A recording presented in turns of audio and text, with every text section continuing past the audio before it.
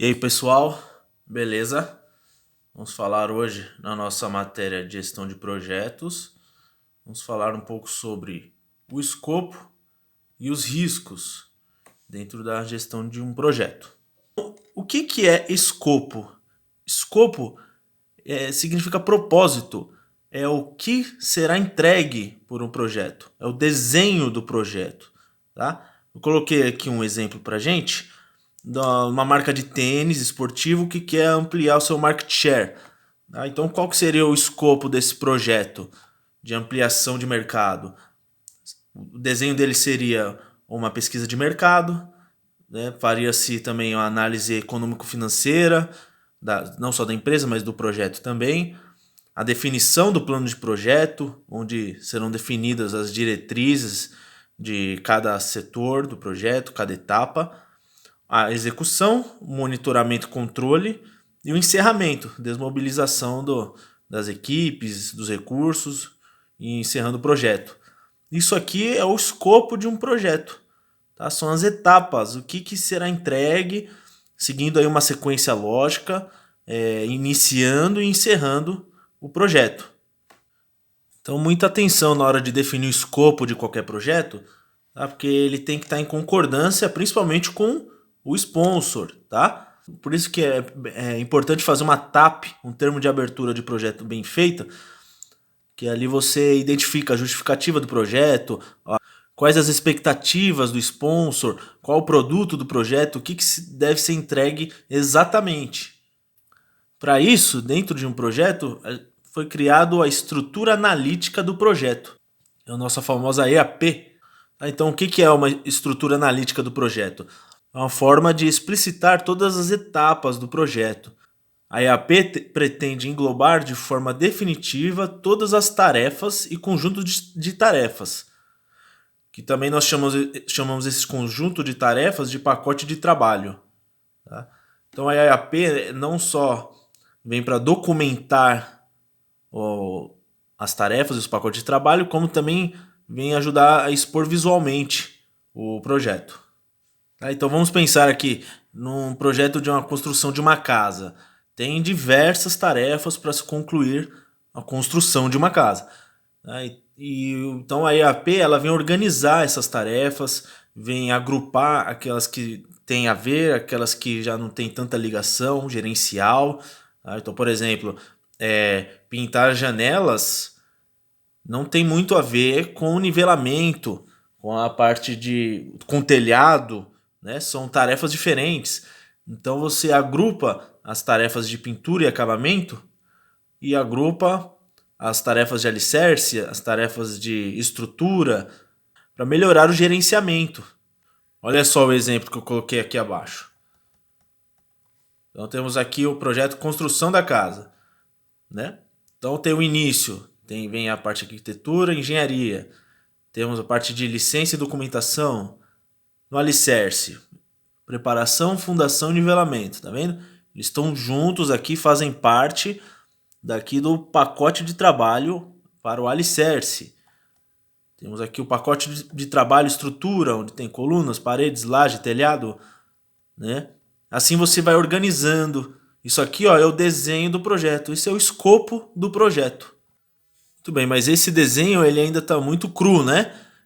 Quando a gente fala aqui em estrutura, paredes, tá? Mas o que? O que? Paredes, o que? Então a gente, depois que faz esse desenho inicial aqui com os pacotes de trabalho mais essenciais, a gente inicia o processo de decomposição. Nós vamos desmembrando, vamos abrindo o leque para chegar até o nível de tarefa. Tá? E o que é o nível de tarefa? São os verbos, são as ações que englobam aquele pacote de trabalho. Tá? Então, por exemplo, temos aqui o projeto construção da casa, dentro aqui do pacote alicerce, que foi desmembrado em dois pacotes, ó, preparação e o outro fundação. Né? Dentro do preparação, foi dividido em mais dois pacotes, chamamos de subpacotes, tá? Material e ferragens. E aí sim, nós chegamos agora nos verbos. Tá? Chegamos aqui, material, fazer a lista de materiais, orçar, comprar, receber e armazenar. Abaixo aqui, ferragens, montar estribos, amarrar estribos. Então, isso aqui é uma tarefa, tá? Quando a gente tem o verbo, a ação que demanda ali para terminar o pacote de trabalho. O importante é ter o bom senso para se organizar as suas tarefas. Podia colocar tudo aqui dentro de preparação, todas as tarefas aqui do material e ferragens tudo junto. Mas eu achei melhor separar para se organizar melhor, tá? No entendimento aqui de que as tarefas de material são uma coisa, as tarefas de ferragem são outras, mas as duas fazem parte da preparação do alicerce da construção da casa. Agora, quando eu olho aqui para o segundo subpacote aqui da parte de alicerce, tenho aqui a fundação. No meu entendimento, eu já entendi que não seria necessário subdividir o pacote de trabalho fundação. Já foi para a tarefa, abrir valas, montar sapatas, concretar. Tá? Então isso aqui é o bom senso, é o entendimento, é a forma que cada um entende que será melhor para gerenciar. Agora, eu poderia aqui abrir valas, né, colocar subtarefas ainda do tipo cavar, tirar terra, né, usar a pá. Aí já entra num nível de tarefa tão explícito que se torna desnecessário. Eu passar essa tarefa aqui de abrir valas para os peão, eles já vão entender. Eu não preciso aqui desmembrar mais ainda. Então, até onde eu vou nessa decomposição? Vai até o momento que o verbo já explicita bem aquilo que a tarefa tem que fazer. Então, olhando aqui, ó, eu vou jogar no grupo esse material complementar. É um negócio bacana aqui que fizeram sobre os 10 mandamentos da EAP. É uma brincadeira com os 10 mandamentos. E sobre o que eu estava falando sobre decomposição, tem uma dica bacana aqui. Essas 5. Decomporás até o nível de detalhe, o pacote de trabalho, que permita o planejamento e o controle do trabalho necessário para a entrega do subproduto. Tá? Então é importante decompor até o nível de detalhe necessário. Tá? Agora, olhando para o 6, olha aqui só a dica que complementa essa quinta dica. Não decomporás em demasia. Tá? Não decompõe demais. De forma que o custo e tempo de planejamento e controle dessa tarefa que foi decomposta demais não traga benefício correspondente. Então você decompõe tanto a sua EAP que chega num nível tão de detalhe que você gasta muito tempo com isso. Como eu disse, se a gente for aqui decompor essa tarefa aqui, montar sapatas, aí eu coloco o passo a passo de se montar uma sapata. Isso aqui é para organizar as equipes, os chefes de equipe, né, o chefe de obra, tá? Essa EAP não é para o peão olhar como se faz uma sapata. Isso aqui é para a equipe que está lá na obra entender a estrutura do projeto. Então, se eu decompor isso aqui explicitando o passo a passo de montar a sapata, já vira um negócio muito detalhado. Aí já não é bom. Então essa parte de decomposição da EAP é muito importante porque a partir dessas tarefas, de cada uma dessas tarefas, é que se fará a estimativa de custo e de tempo de cada uma. Então, na hora de se pensar nos custos do projeto e no tempo, vai pegar cada tarefa e estimar cada um. Abrir valas, quanto que custa isso em hora de trabalho? Aí já lança no custos. Quanto tempo que leva para abrir uma vala? Lança no cronograma. Então isso aqui é importantíssimo, seja bem feito, seja bem pensado. Nós chamamos essa forma de estimar os custos e o cronograma de forma desde a tarefa, somando-se tudo até o projeto, nós chamamos de bottom-up, que é a forma detalhada de se estimar um projeto. Então esse modelo aqui de organização da estrutura analítica do projeto, né, de listagem, é bacana porque fica tudo bem documentado, né? Mas ele é um pouco confuso ainda visualmente. Por isso que geralmente quando se fala em AP, a imagem que vem na cabeça é essa aqui, ó. Esse diagrama em que você tem aqui o projeto, decompõe nos pacotes de trabalho, vai decompondo até chegar no nível de tarefa. Você pode fazer isso aqui usando talvez o Excel ou fazendo na mão, tá? Mas tem um programinha, né? Na verdade é um site muito bacana. Eu vou mostrar para vocês aqui como é que funciona. Chama-se WBS Tool. Olha só, eu já deixei aberto aqui para a gente ver. Você coloca aqui, ó, vamos pensar aqui, ó, construção da casa, nome do nosso projeto. Tá? Esse site aqui é de graça, só se cadastrar, é bem facinho de mexer. Aí você vai adicionando, ó, adicionar filho, que é o pacote de trabalho abaixo, até chegar no nível de tarefa, ou adicionar irmão, que é. Então eu vou mostrar para vocês na prática, ó, construção da casa. Tem aqui, vamos pensar aqui, hidráulica. Junto da hidráulica, né, no mesmo nível de gerencial, de importância, né? Temos aqui a parte elétrica. E assim você vai fazendo a sua EAP do projeto. Aí dentro da hidráulica, podemos organizar por cômodos, por exemplo, cozinha, banheiros, né? Esgoto,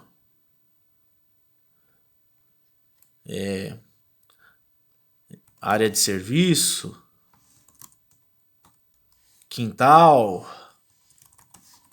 por exemplo, né? É uma forma de se organizar a nossa EAP, pode ser dessa forma.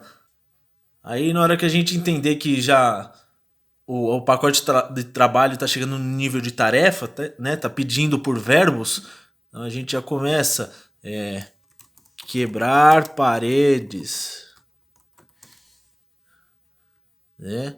Depois conectar encanamentos. E assim vai, assim você vai criando a sua EAP. Vou mostrar para vocês aqui a EAP de um projeto meu, tá? Que eu fiz um eventinho aqui na cidade do infantil, do Baby Shark, ano passado, né? Então eu estruturei dessa forma aqui, ó, separando um pacote de trabalho administrativo, pré-evento, dia D, pós-evento e um monitoramento. Então aqui dentro do pré-evento eu separei aqui a companhia de teatro, publicidade, o local, as vendas, né? Aí dentro de vendas eu separei ainda ingressos, o ponto de venda físico, o ponto de venda virtual, né? E assim eu fui estruturando. Tem ainda um lance chamado dicionário da EAP. Isso aí você vai usar mais para projetos grandes, com diversos pacotes de trabalho, né? Aí você, para se organizar, você cria um documento no Word mesmo. Você coloca lá o pacote de trabalho, vendas. Aí você explica o que é. Neste pacote de trabalho, vamos pensar nos canais de venda, e etc. Aí tem o ingressos.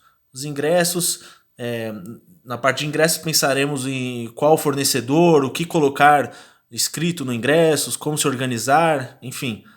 Isso é um dicionário da EAP.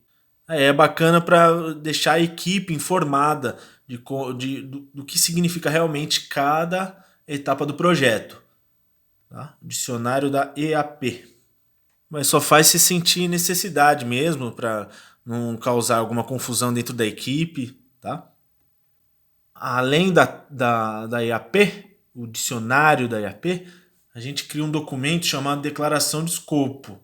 Tá? Esse documento aqui é bem parecido com o termo de abertura de projeto, mas ele tem algumas informações além. Tá? Por exemplo, já coloca aqui o time do projeto, fatores de sucesso, exclusões específicas do projeto, já começa a pensar nas principais entregas, no orçamento, tá? Isso aqui é uma declaração de escopo. Olha só, eu preenchi aqui uma declaração de escopo do nosso projeto lá, nesse exemplo aqui inicial, da nossa marca de tênis esportivo que quer ampliar o market share. Então fiz uma declaração de escopo fictícia mostrando para vocês como é que se preenche.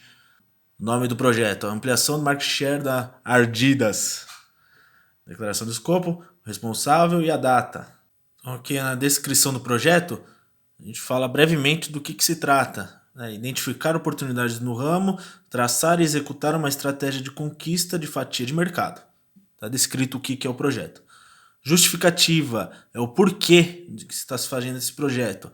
Então a marca está estagnada e pretende crescer em rentabilidade. Tá justificado. Time do projeto. Quem que é o gerente do projeto e quem são os coordenadores, analistas. Coloca explicitado nesse campo. Fatores de sucesso. Primeiro fator, realizar uma excelente pesquisa de mercado para nortear a estratégia. Isso nós consideramos que é importante fazer. Outro fator de sucesso, perseverar com planejamento para uma execução de sucesso. Então são dois fatores de sucesso, né, que nós entendemos que são primordiais para o projeto ser concluído com excelência. Premissas, né? Uma das premissas, a pesquisa de mercado será concluída em 2 semanas. É algo que a gente espera que seja assim, né? Coloquei outros aqui, por exemplo, o sponsor estará ativamente contribuindo com o projeto. Esperamos que esteja. Há uma lacuna de liderança no mercado de calçados esportivos. A gente imagina que seja assim. São premissas, tá? Restrições. Agora, isso aqui é algo que não tem flexibilidade. O projeto tem que estar concluído em até 1 ano. Não tem conversa.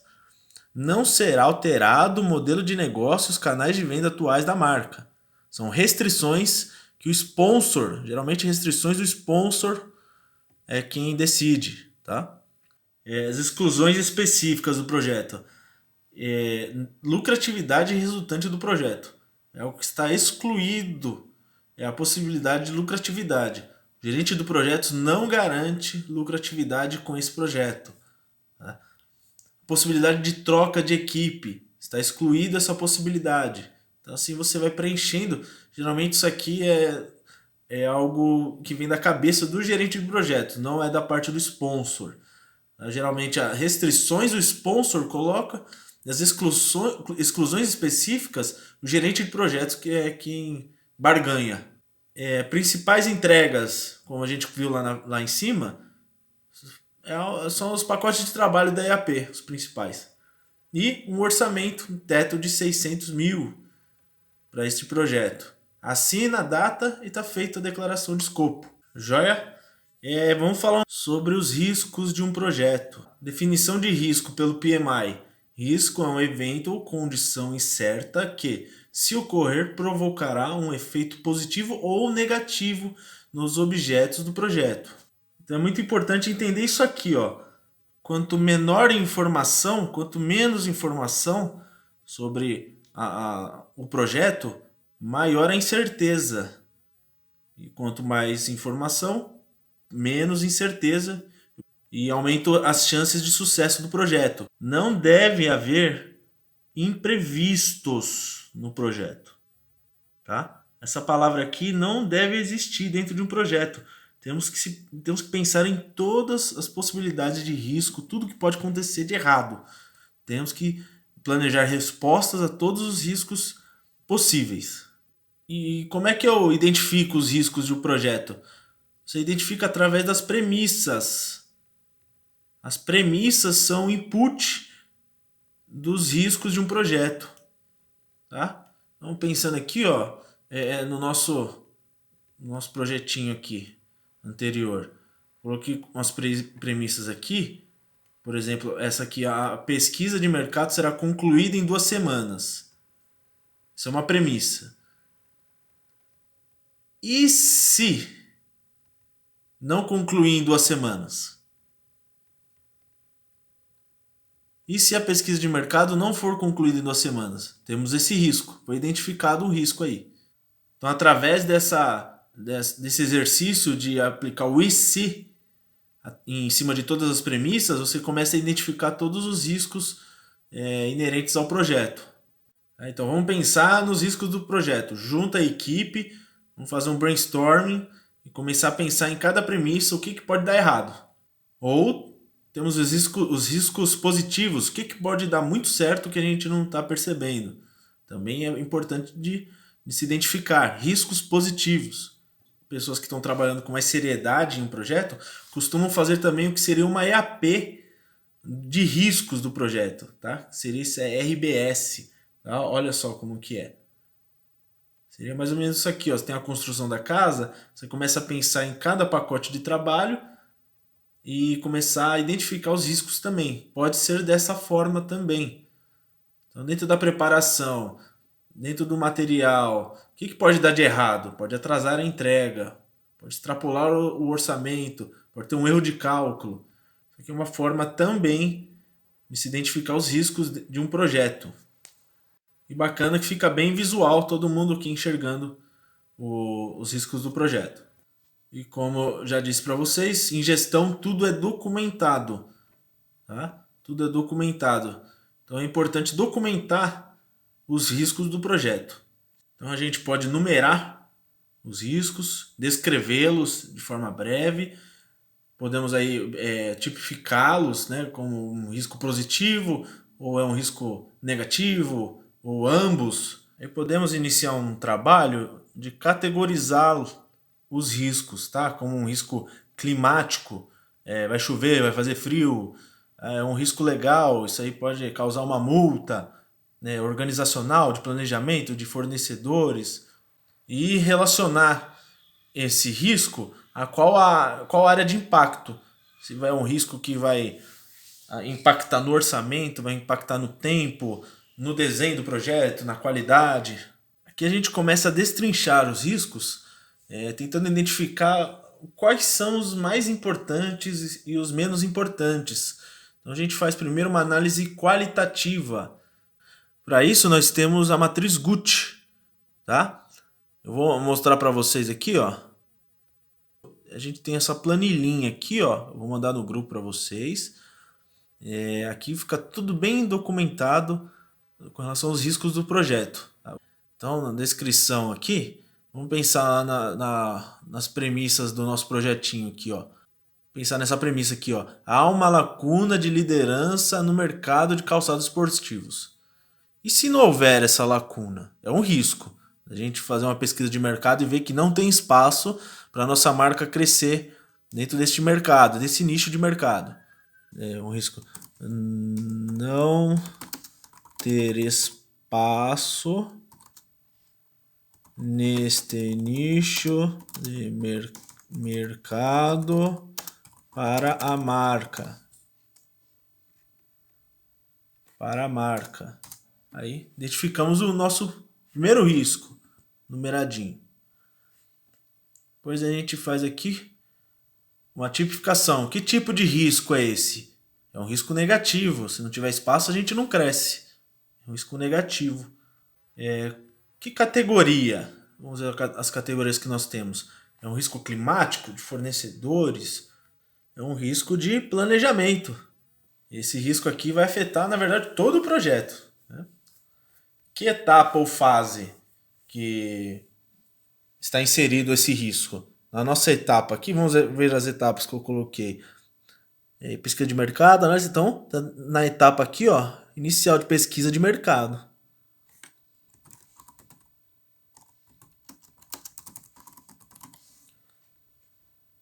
Joia? O impacto é um impacto no cronograma, no custo, no escopo, na qualidade. É um impacto principalmente no escopo. Porque se não tem nicho de mercado, então a estratégia, todo a razão de ser do projeto já perde o sentido. Aí nós temos aqui a análise qualitativa. A gente dá uma nota de 1 a 5 em cada campo aqui, ó. Gravidade, urgência e tendência. Então, qual que é a gravidade de nós descobrirmos lá na frente que não tem espaço para nossa marca no nicho de mercado? De 1 a 5 é muito grave. Muito grave. Qual a urgência? Se eu descobrir isso aqui, qual que é o meu tempo de resposta? Quanto de energia que eu tenho que colocar para resolver? Vem urgentíssimo, senão o projeto não tem mais finalidade. De 1 a 5, 5. Agora, qual que é a tendência disso acontecer? Qual a probabilidade disso? Se houve a necessidade de se criar esse projeto, né, o sponsor está entendendo que há sim um espaço, a tendência de 1 a 5 é 2, podemos dizer assim. Então a gente chega aqui numa matriz Gucci de 50. Essa é a nota que nós temos para esse risco. Tá? Assim você vai preenchendo todos os campos. Você vai ter um, por exemplo, que a gravidade dele é 2, a urgência também não tem muita urgência, praticamente nenhuma, e a tendência disso acontecer também é muito baixa. Tá? Então é sinal verde. Pode ficar tranquilo que esse risco aqui não tem muito o que se fazer. Né? Agora, tem outro aqui que é gravidade 5, se acontecer, arrebenta com todo o projeto. Então, nota 100. Então, ele é mais importante do que o de 50 e muito mais do que o de 2. Assim você consegue filtrar, consegue identificar o grau de importância de cada risco. Agora, pensando em números, fazendo uma análise quantitativa, tá? Nós temos aqui o cálculo do VME, valor monetário esperado. Então, a gente pega aqui a probabilidade do risco acontecer, né? A gente pode usar como base a tendência, né? Se foi 2, a probabilidade aqui é 20%, talvez. Tá? O impacto, quanto de dinheiro que eu vou gastar, ou qual é o impacto no meu orçamento desse risco. Vamos colocar aqui um valor, 50 mil. Então, o meu VME para esse risco, 10 mil reais. Tá? O que significa?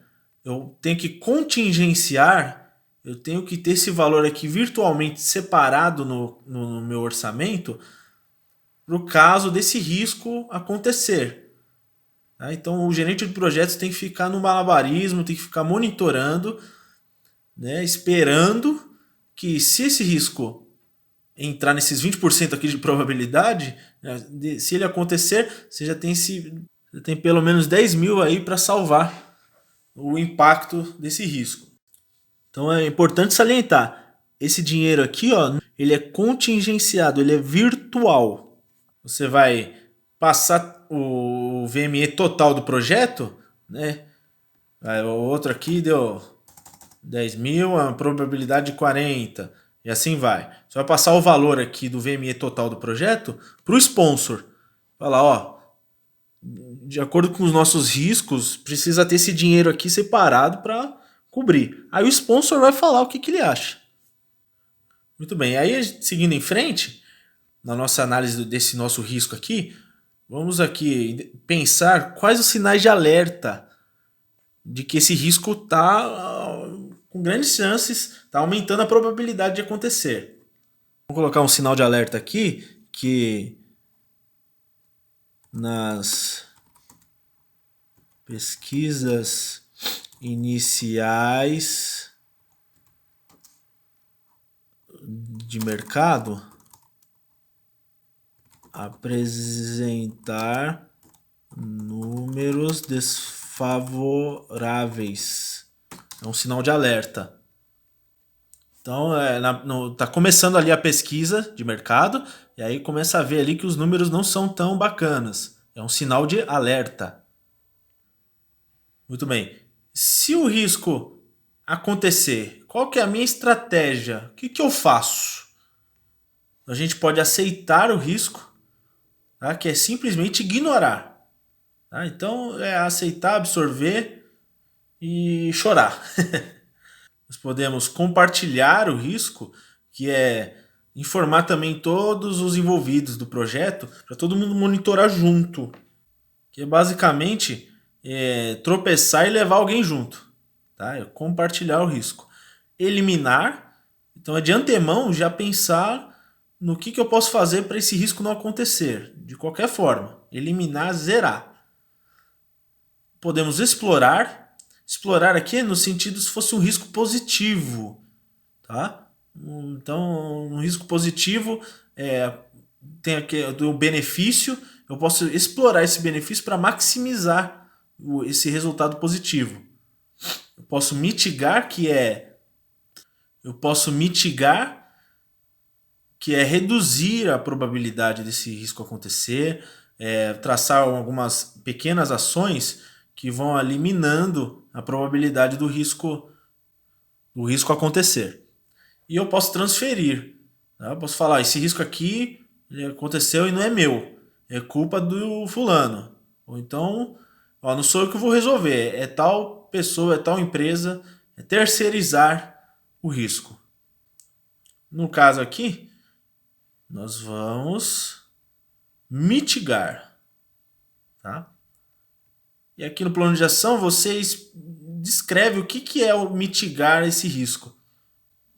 Então, no meu plano de ação aqui, eu vou pré-pesquisa por conta. Então, é uma forma de não gastar com uma pesquisa de mercado. Se eu já olhar na minha pré-pesquisa que o negócio é bucha, eu já consegui aí reduzir bem a chance desse risco acontecer. Agora, beleza, eu tenho esse plano de ação aqui para mitigar o risco identificado aqui, descrito. Essa atitude aqui pode surgir um risco secundário através dessa atitude, tá? Por exemplo, se eu gastar aqui um tempinho antes da pesquisa de mercado, fazendo uma pré-pesquisa minha por conta, um risco secundário pode ser um risco secundário.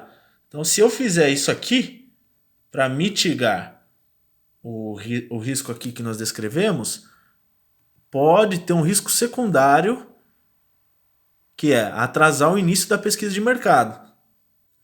Lembrando que a nossa premissa aqui, né, é de que a pesquisa de mercado seria concluída em 2 semanas. Então já afeta outra premissa que já gera outro risco. Então as coisas estão todas conectadas, né? Então por isso é importante identificar o risco secundário resultante do plano de ação. Muito bem, então se decidir que será feita essa estratégia, esse plano de ação, aí por causa desse plano de ação aconteceu esse risco secundário aqui, começou a atrasar o início da pesquisa de mercado. Qual que é o meu plano B? O que eu vou fazer se esse risco secundário acontecer? Então aqui eu vou expondo o risco descrito e pedindo um prazo maior para o início da pesquisa oficial. Então esse é o meu plano B. Eu vou mitigar esse risco. Eu vou fazer uma pesquisa minha por conta. Por causa dessa minha pesquisa por conta, está atrasando o início da pesquisa oficial. Então, antes de tudo isso, então eu vou conversar com o sponsor e com a equipe para pedir um prazo maior para iniciar a pesquisa oficial. Esse é o meu plano B. Tá joia, gente? Então, assim você faz toda a parte de riscos do seu projeto, tá? Pode parecer trabalhoso, na verdade é trabalhoso, mas você vai ter sucesso se você se antever a todo tipo de risco, tá? Tem um dado aqui para vocês que os projetos de sucesso geralmente se gasta 70% do tempo total do projeto com planejamento, com pesquisa, com queima de neurônio, planejando todo o projeto antes de executar. Tá? Então, portanto, ter seriedade e senso de análise é fundamental na hora de se pensar nos riscos do projeto. Beleza, gente? Então eu vou mostrar para vocês aí como que vocês vão aplicar isso aí no trabalho de vocês. E até a próxima aula.